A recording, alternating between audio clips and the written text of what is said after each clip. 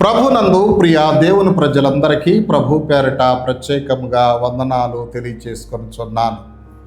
క్రొత్త నిబంధనలోని 4 సువార్తల పరిచయము అను అంశమునకు సంబంధించి ఐదవ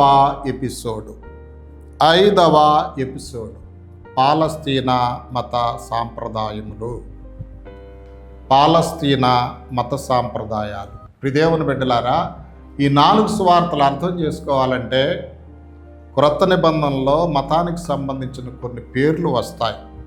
ఎక్కువగా యూద మతం కాబట్టి ఆ మతంలో ఉన్నటువంటి పేర్లు పరిసయ్యులు, ధర్మశాస్త్ర బోధకులు, సద్దూకయ్యులు, ప్రధాన యాజకుడు, పెద్దలు, సుంకరులు, పాపులు, సమాజ మందిరం, విశ్రాంతి దినం, మనిషి కుమారుడు, ఇలాంటి పేర్లు మనకు వస్తాయి చదివేటప్పుడు. క్రొత్త నిబంధన సువార్తలు చదివేటప్పుడు క్రొత్త వాళ్ళు అసలు కన్ఫ్యూజన్ అవుతారు. మనకంటే క్రైస్తవులకి పరిసయ్యులు, ధర్మశాస్త్ర బోధకులు, సద్దూకయ్యులు వీళ్ళ గురించి తెలుసు. ఉన్న పరిచయం మనకి పూర్తి వివరణ కూడా చాలామందికి తెలియకపోవచ్చు. అయితే ఇప్పుడు వీటి వివరణ పూర్తిగా తెలుసుకుందాం. పరిసయ్యులు అంటే యూద మతాభిమానులు. క్రీస్తు పూర్వం 200 సంవత్సరంలో దేశాభిమానం కలిగి మతం పట్ల ప్రత్యేకమైన గౌరవభావం కలిగిన వాళ్ళు. వీళ్ళు ఆచారవాదులు. మోషే ధర్మశాస్త్రంలో చెప్పబడిన నియమాలను తూచా తప్పకుండా పాటించేవాళ్ళు. ప్రియదేవుని బిడ్డలారా, తర్వాత వీళ్ళు దేవదూతలను, ఆత్మలను, తీర్పును, పునరుత్థానాన్ని నమ్మేవాళ్ళు. అపోస్తల కార్యాలు 23:8-9 కనపడుతుంది. వీళ్ళు డాంబికులు అన్నమాట. ప్రార్థన చేసేటప్పుడు వీధుల మూలల్లో నిలబడి ప్రార్థన చేసేవాళ్ళు. మత్తయి 6:5. ధర్మములు చేసేటప్పుడు బోర్లు ఊదేవాళ్ళు. మత్తయి 6:2. ఇతరమైన రక్షరేకులు, కుచ్చులు ధరించేవాళ్ళు. మత్తయి 23:5. ప్రభు ఈ పరిసయ్యులను ఖండించాడు. తర్వాత విశ్రాంతి దినాన్ని పాటించాలని ఆ దినానికి ప్రాధాన్యత ఇచ్చేవాళ్ళు, కానీ లోపల ఉన్నటువంటి విశ్రాంతి దినం యొక్క భావాన్ని పరిగణలోనికి తీసుకునేవాళ్ళు కాదు. వీళ్ళు ఛాందస్సు, ఆచారవాదులు. వీళ్ళు ప్రభువుకు శత్రువులుగా తయారయ్యారు ఆ కాలంలో. రెండవది సద్దూకయ్యులు. దావీదు కాలం ముందు యాజకుడిగా పనిచేసిన సాదోక్ అనే వ్యక్తి యొక్క వంశానికి చెందినవారు సద్దూకయ్యులు. ఈ సాదోకును గురించి 2 సమయాల గ్రంథం 15:54 మనకు కనిపిస్తుంది. వీళ్ళు ధనవంతులు, బలవంతులు. తర్వాత వీళ్ళు రాజకీయ నాయకులతో ఎక్కువగా మెలిగేవాళ్ళు అన్నమాట. చాలామంది సద్దూకయ్యులు హేరోదు సహాయించే సన్హెడ్రన్ సభ్యులు అయ్యేవాళ్ళు. వీళ్ళు దేవదూతలను కానీ, ఆత్మలను కానీ, పునరుత్థానాన్ని కానీ నమ్మేవాళ్ళు కాదు. అంటే మరణం తర్వాత జీవితం లేదు అనేవాళ్ళు వీళ్ళు.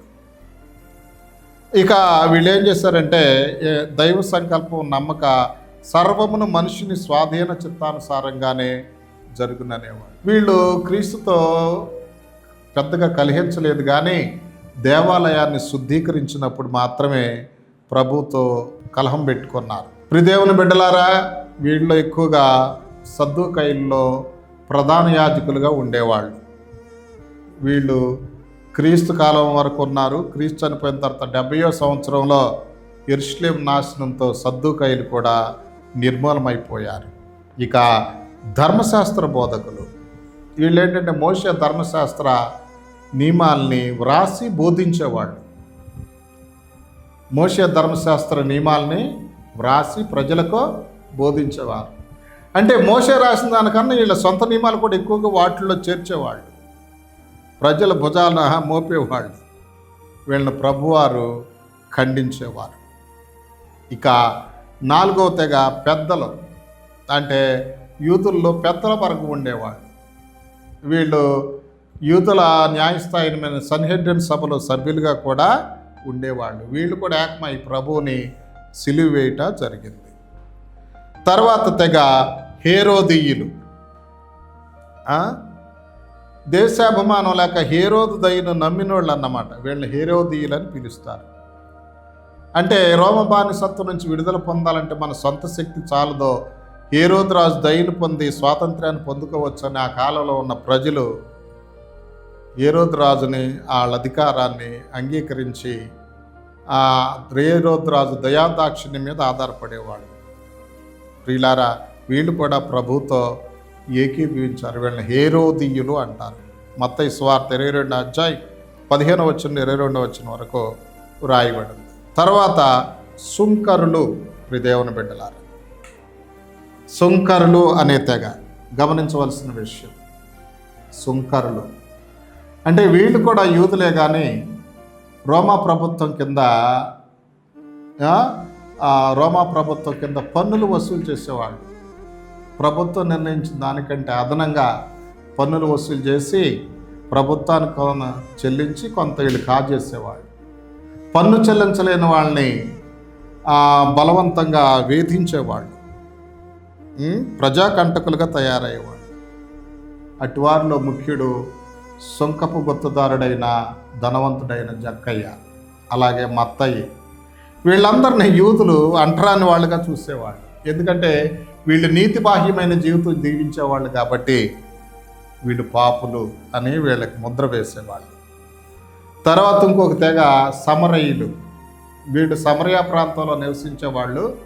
క్రీస్తుపూర్వం 721లో అశూరీయులు వచ్చి యూదుల్ని చెరగొని తీసుకొని వెళ్ళిపోయినప్పుడు కొంతమంది విడవబడ్డారు అక్కడ. ఆ విడవబడిన యూదులతో అన్యులు వచ్చి కలిసి చేరి వాళ్ళ కలయిక వలన పుట్టిన వాళ్ళు సంకరులు, సంకర జాతికి చెందిన సమరయులు. వీళ్ళు కూడా యెహోవా దేవుడిని నమ్ముతారే కానీ మిశ్రమ జాతి. వీళ్ళతో పాటు అన్ని దేవతలను కూడా వీళ్ళు కొలుస్తారు. వీళ్ళకి కలయిక ఉండేది కాదు. అందుకని యూదులు ఎరుషలేంలో దేవాలయాన్ని కట్టుకున్నారు. ఈ సమరయులు గెరోసిం కొండ మీద తమ దేవుడికి దేవాలయాన్ని నిర్మించుకున్నారు. అందుకని సమరయ స్త్రీ కూడా ఈ ప్రాంతానికి చెందింది. దేవుడిని ఎక్కడ ఆరాధించాలి, మీరేమో ఎరుషలేంలో ఆరాధిస్తారు, మేము ఆ కొండ మీద ఆరాధిస్తామంది. ప్రియులారా, ఆ తెగకు చెందినటువంటి వారు సమరయులు. ప్రధాన యాజకుడు తర్వాత పదం అంటే దేవాలయ అధికారం అన్నమాట. అంటే ప్రజల తరపున యాజకత్వం నిర్వహించే యాజకులందరిలో ప్రధానమైన వాడు. సంవత్సరానికి ఒకసారి అతి పరిశుద్ధ స్థలంలోనికి వెళ్ళి తన కొరకు ప్రజల పాపాల కొరకు బలి రక్తాన్ని ప్రోక్షించేవాడు అన్నమాట. దేవుని బిడ్డలారా, వీళ్ళు మతపరంగా ప్రధాన యాజకులు అయినప్పటికీ వీళ్ళంత భక్తి ఉండేది కాదు. అన్న కైఫా ఈ తరగతికి చెందినవారు ప్రభువారి కాలంలో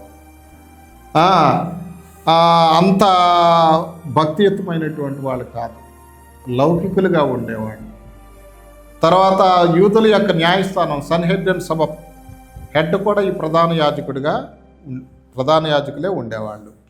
తర్వాత విశ్రాంతి దినం, యూదులు ఆరాధనా దినం అన్నమాట. యేసుప్రభు వారి కాలంలో యేసుప్రభు కూడా యూదుల నుంచే వచ్చాడు కదా. ఆరాధనా దినం శనివారం, సబ్బాతు అంటే శుక్రవారం సాయంకాలం నుంచి ప్రారంభమై శనివారం సాయంకాలం వరకు. అంటే వీళ్ళకి రోజు సాయంకాలం నుంచి ప్రారంభమవుతుంది.